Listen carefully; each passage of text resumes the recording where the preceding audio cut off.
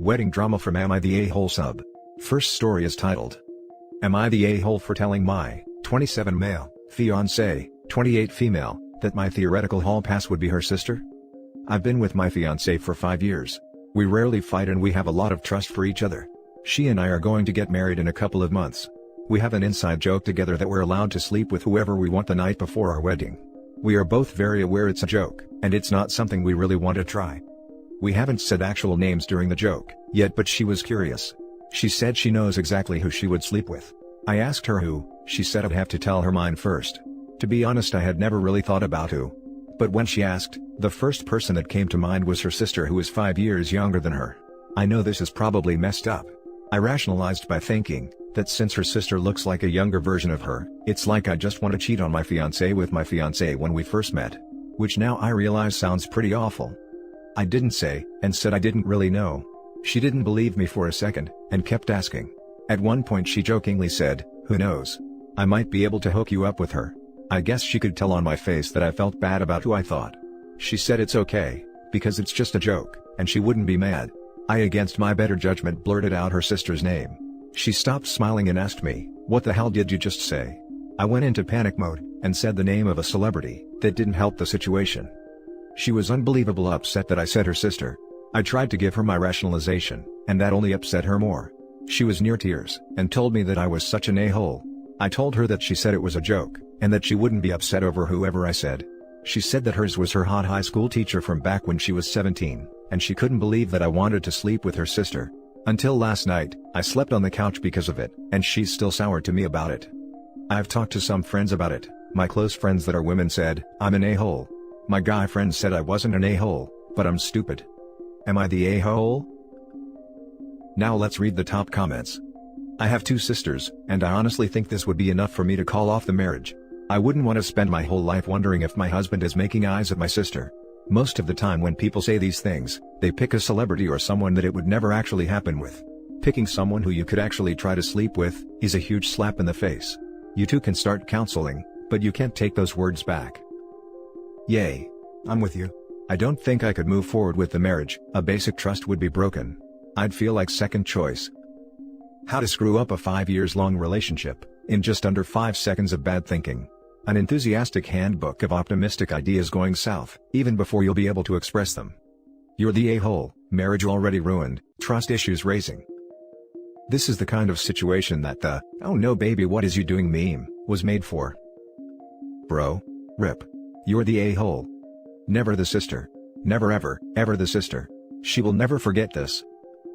Especially when the reasoning is because she's younger than you. Jesus man. I would honestly not be able to continue the relationship. I would never be able to stop thinking about that. Not enough therapy in the world. Now for the second story. Am I the a-hole for dressing nicer than the bride at my cousin's wedding? I got invited to my cousin's very small wedding, which was last week. I had never met her before the wedding, so I knew it was important to make a good impression. I also have deep insecurities about how I look due to being bullied as a child, so I always need to look as nice as possible when I'm going out, even just to get coffee. I started planning what I would wear immediately. The invite said cocktail attire, and I settled on a tea-length dress I had worn to other people's weddings, with matching colored chiffon shawl and flats, as well as a real pearl necklace and earrings. I didn't buy anything new for this, just did my best with what I have. I made sure my makeup was decent and didn't clash, and made sure to get my hair cut a week before the wedding, so it would look its best as well. Well, I think I was the only one at her wedding that cared about how they looked. Most of the 30 guests were in t-shirts/polos and shorts. I was one of 2 guests wearing a dress.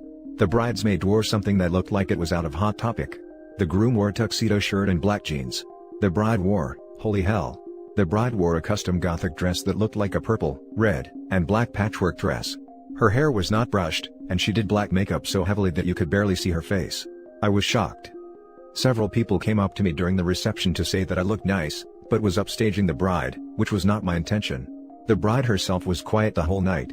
I tried to get to know her, as that's what she requested, but she wasn't interested. The wedding ended and on my way home, I got flooded with calls from her mother and new husband that I was a horrible person for dressing like Grace Kelly and going out of my way to make the bride feel ugly at her own wedding. I didn't. I just can't go somewhere, especially to what I thought was a formal event, looking less than my best. Now for the top comments. Not the a-hole. If the invite said cocktail attire, why was every other guest dressed for a barbecue? Why was the groom in jeans? And by tuxedo shirt, do you mean a shirt designed to be worn with a tuxedo, or, and this is what I'm picturing, a t-shirt with a tuxedo printed on the front? You were definitely dressed appropriately in my opinion. I'm not fancy enough to know whether T-length dresses are too long for cocktail attire. I would however focus on the fact that you thought you were dressed appropriately for a wedding, rather than your desire to look your best. The former makes this an unhappy misunderstanding, the latter makes it seem like you would prioritize your appearance, to the extent that you could feasibly try and upstage a bride. Info. It sounds like the entire style/theme of the wedding was non-traditional and rather informal. Was this communicated to you beforehand? The invite said cocktail attire, which I know a T-length dress is too long for, but I thought it would be okay. T-length is usually fine for cocktail. And as the scholarship kid in a private school, I know my dress codes. Not the a-hole. The invite said cocktail attire. You wore cocktail attire. It seems like the bride and groom have an entirely different version of this concept, which was on them to communicate, especially to people who weren't in their close immediate circle. You said you never met this cousin before the wedding, so maybe it's best to go back to this type of relationship now. Seems drama. Perhaps they meant cocktail attire ironically. Otherwise this story makes no sense. Not the a-hole. Where in the world is cocktail attire only t-shirts and shorts? Did you get a separate invite or what the hell? How are you the only one who assumed cocktail attire actually meant cocktail attire? They must have confused cocktail with bar. Now for the last story. Am I the a-hole for refusing to let my brother and sister-in-law use my work benefit for a free honeymoon? My firm pays for a 1-week trip to Hawaii for associates every year, flight plus condo paid for. I've gone 3 times now, and it's amazing. It's definitely the best perk at my workplace. This year though, it's obviously not available. The firm pays for 2 people, I don't have a significant other, so sometimes I will just take a friend or family member with me. The first year, I went with my mom, the second year, I went with my dad, and the third year I went with a friend. Last summer, my brother and sister-in-law got married. When they were wedding planning, they asked if they could use my work-paid vacation for their honeymoon.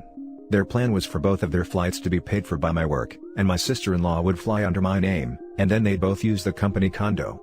I'm very sure that wouldn't be allowed, since the benefit is for the mental health of associates, not their family's honeymoon. Their other plan was for me to book my vacation during their honeymoon, take one of them with me as my guest, the other way would pay for their own ticket, and then both of them would live in the condo, and I'd have to pay to stay in a hotel myself. My brother said that since I took my mom and dad before, it was his turn now. They also said that I'd easily afford to pay for a hotel/my own vacation that year, but they wouldn't be able to.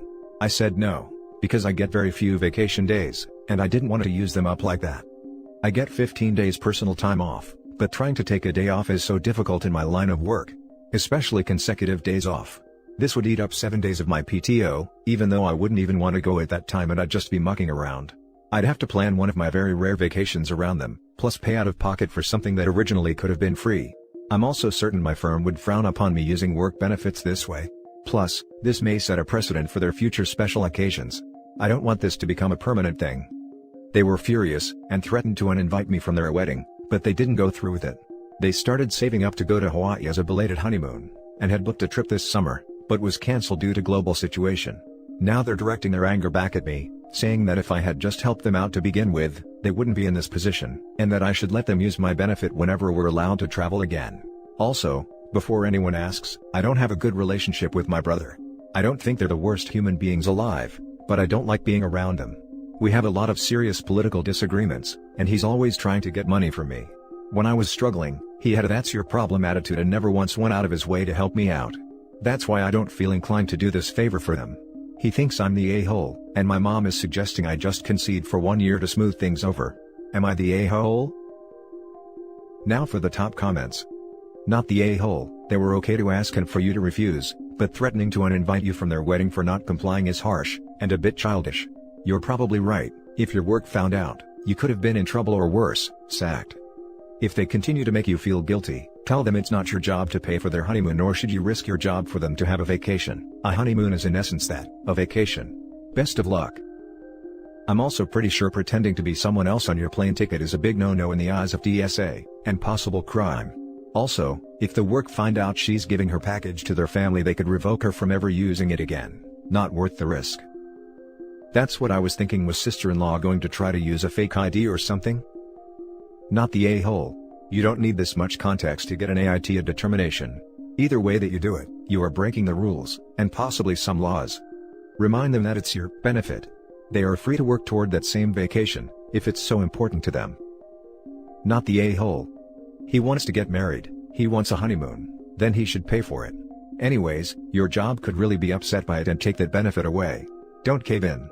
Lots of people don't have a honeymoon and live a pretty good life. I mean, if they had suggested plan B first, and offered to pay for OP's hotel, I can at least see asking. But plan A is ludicrous, and expecting someone else to pay for your honeymoon, never mind all the other reasons OP doesn't want to do this, is beyond entitled. He thinks I'm the a-hole, and my mom is suggesting I just concede for 1 year to smooth things over. Don't negotiate with emotional terrorists. All it does is teach them that they can threaten to disrupt the family anytime they want their way. You're not responsible for the pandemic wrecking anyone's plans. You don't owe anyone a free trip to Hawaii. You also don't owe anyone any access to your work benefits, and you're certainly under no obligation to set a schedule for people to exploit your benefits. You're not the a-hole. In the future, make it clear to your family that since Hawaii is such a point of conflict for everyone, you simply won't be asking anyone else in the family to join you. And those are the stories for this video, guys. As always, leave a comment below and don't forget to hit like and subscribe for more content. Turn on your notification to get updated on the latest videos. I'll catch you in the next one. Good day, everyone.